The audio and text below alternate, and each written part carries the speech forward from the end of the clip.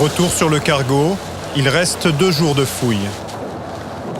4 mécaniciens formés par les douanes vont l'inspecter. Il y a 2 ou 3 endroits déjà sur l'arrière qui sont bizarres. Ils connaissent toutes les ruses pour cacher de la marchandise à bord. Allez, on est parti.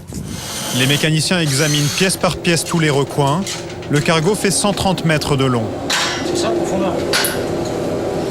La fouille se poursuit dans les cuves, au milieu des résidus de mazout.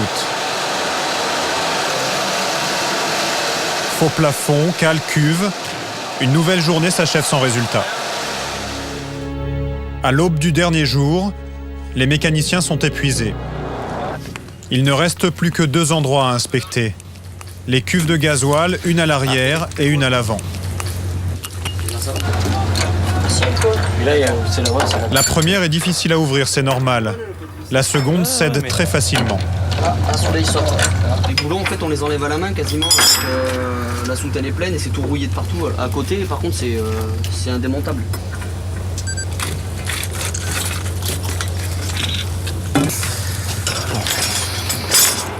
Avec quoi on va la vider? Avec quoi on va la vider? Il faudrait voir le mécano, le chef mécano. La nuit est tombée. Plus que quelques heures pour vider les cuves de leur mélange nauséabond de mazout et d'eau salée.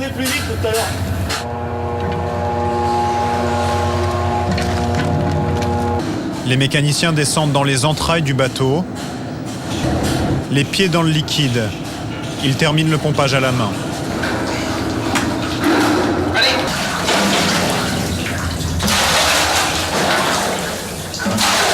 En fait, là, je suis 12 mètres en dessous le pont. Là, actuellement, on essaie d'enlever les 10 derniers centimètres de flotte qui est au fond de la cale. On met une trappe qui a été une trappe faite maison. La trappe faite maison apparaît, alors qu'elle ne figure pas sur les plans du bateau. Ouh là là, la vache. Des dizaines de ballots sont alignés au fond.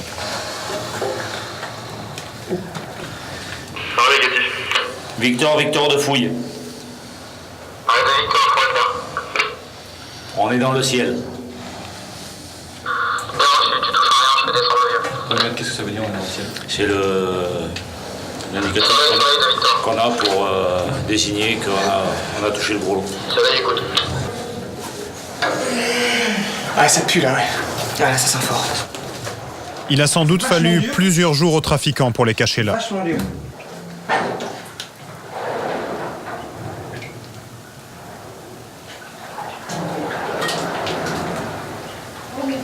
Ça représente combien en argent à peu près ça? Je crois, hein, j'en suis pas trop sûr, que 1 gramme c'est 50 euros. Ouais. Donc si on part sur une base de 3 tonnes, bah, ça fait quasiment 1,8 milliard d'euros. 800 millions d'euros, ouais. C'est phénoménal. Ça veut dire qu'en dessous de nous, là, en dessous de nous, là, dans la merde dans laquelle on n'est pas lavé depuis 3 jours. Et là, en dessous, là, il y a 1,8 milliard d'euros. Waouh!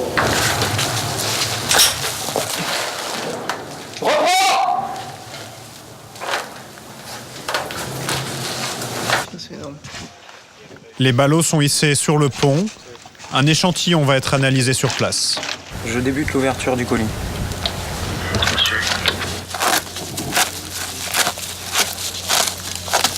Bon, alors il y a plein de petits pains à l'intérieur. Je continue. Ça va, toi?